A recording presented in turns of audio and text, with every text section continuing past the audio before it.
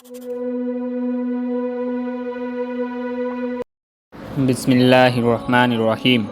مکہ میں نہ جانے کتنے انقلاب آئیں اور گزر گئے، نہ جانے کتنی نسلیں آئیں اور مٹ گئی، نہ جانے کتنی قومیں سطح میں آئیں اور بے داخل ہو گئی، یہاں تک کہ باغ دوڑ قصی کے ہاتھ میں آئیں۔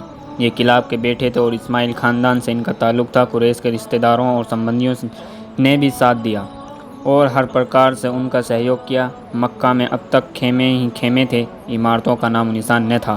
کسی میں یہ ہمت نہ تھی کہ کعبہ کی زمین میں کوئی گھر بنوائے یا کوئی دوسری عمارت بنوائے جو بیت اللہ سے اونچی ہو۔ قصی پہلے آدمی ہیں جنہوں نے یہ ہمت دکھائی۔ انہوں نے ایک عمارت بنوائی جس کا نام دار الدوا رکھا۔ وہاں وہ مکہ کے بڑے لوگوں کو جمع کرتے، بیٹھک ناگرک سمسیاؤں پر وچار کرتے، اہم معاملوں میں ان سے صلاح لیتے، وہیں پر مقدموں کے فیصلے بھی ہوتے، شادی وواہ کے معاملے بھی طے ہوتے۔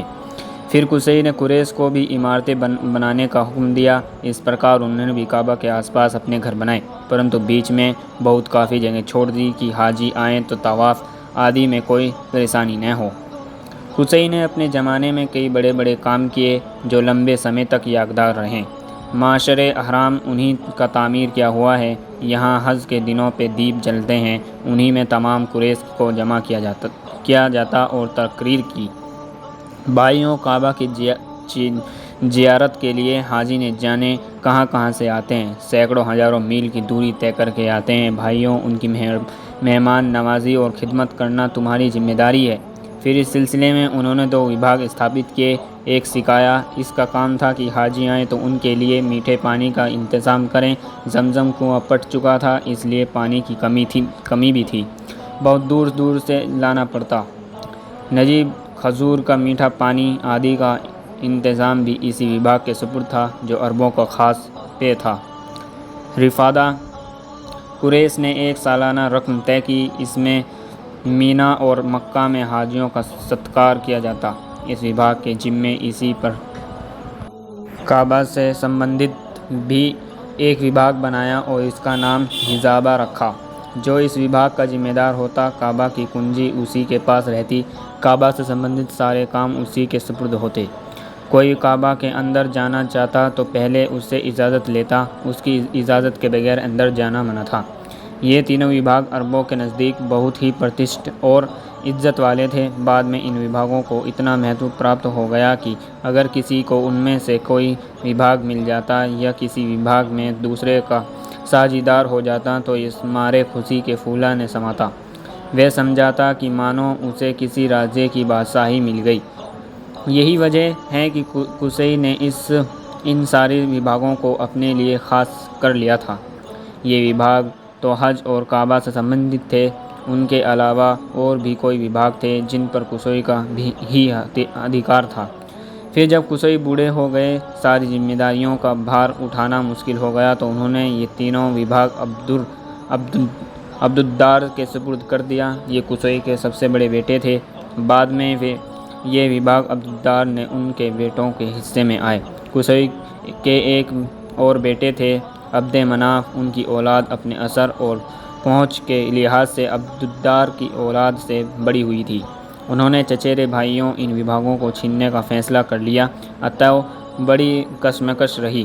عبدالدار کے خاندان نے وبھاگوں میں ان کی سفارش کرنے سے انکار کر دیا اور لڑائی کی تیاریاں شروع ہو گئیں، لیکن پھر صلح ہو گئی اور طے ہوا کہ یہ وبھاگ دونوں میں بانٹ دیے جائیں۔ بٹوارا ہوا تو عبد مناف کی اولاد کے حصے میں سقایا اور رفادہ آیا۔ عبد مناف کے ایک بیٹے کا نام ہاشم تھا۔ یہ بھائیوں میں سب سے بڑے تھے اور قوم کے سب سے پیارے تھے۔ مال دولت کی بھی ان کے پاس کوئی کمی نہ تھی، اس لیے دونوں پد انہی کو ملے۔ ہاشم بہت درد مند، غریبوں کے ہمدرد اور رحم دل انسان تھے۔ دادا کی روایت کو انہوں نے بھی جاری رکھا۔ ہمیشہ حاجیوں کے لیے کھانے کا انتظام کرتے، نہ صرف حاجیوں کے لیے انتظام کرتے بلکہ مکہ کے غریبوں کا بھی بڑا خیال رکھتے۔ انہوں نے مکہ والوں کی مالی حالت بہتر بنانے کے بھی طریقے سوچے۔ اس کا انتظام کیا کہ سال میں 2 بار ویاپاریوں کے قافلے ودیش جائیں اور وہاں کاروبار کریں۔ اس پرکار ہر سال ایک قافلہ گرمیوں میں جاتا اور ایک سردیوں میں۔ گرمیوں میں شام سیریا کی اور جاتا اور سردیوں میں یمن کی اور۔ رومی بادشاہ سے اجازت حاصل کی کہ قریش اس کے دیس میں کاروباری سامان لے کر جائیں تو ان سے کوئی ٹیکس نہ لیا جائے۔ حبشہ کے راجہ نجاشی نے بھی اسی طرح کی اجازت حاصل کی۔ ابرار عرب میں راستے سرکشت تھے، ہر سمے لوٹ جانے کا ڈر رہتا۔ حاسم نے اس کو سامنے رکھتے ہوئے رودا کیا اور وبھن قبیلوں میں جا کر ان سے سمجھوتا کیا، قریش کا کوئی قافلہ گزرے تو ان کو نقصان نہ پہنچائے۔ ایک احسان کے بدلے میں قریشی قافلے ان قبیلوں میں خود جائیں گے، ان کی ضرورت کی چیزیں لے جائیں گے اور ان سے لین دین کریں گے۔ یہی وجہ ہے کہ عرب میں لوٹ مار کا بازار گرم ہوتے ہوئے بھی قریش کا قافلہ ہمیشہ سرکشت رہا۔ اسی طرح انہوں نے وبھن قبیلوں اور دیسوں سے راجنیتک اور کاروبار سمجھوتے کیے۔ اس سے قریش بالکل محفوظ ہو گیا اور کاروبار میدان میں خوب آگے بڑھے۔ ایک بار کی بات ہے، مکہ میں سخت اکال پڑا۔ حاسم نے سالن میں روٹیاں چور کر لوگوں کو کھلائی۔ اسی وقت سے ان کا نام حاسم پڑ گیا، کیونکہ حسم کے معنی ہیں چور کرنا اور حاسم کے معنی ہیں چورا کرنے والا۔ حاسم کی یہ اپادھی اس طرح پرسدھ ہوئی کہ اس نے اصل نام کو دبا دیا۔ ان کا اصل نام تھا عمرو، پرنتو اب یہ نام کسی کو یاد نہ رہا۔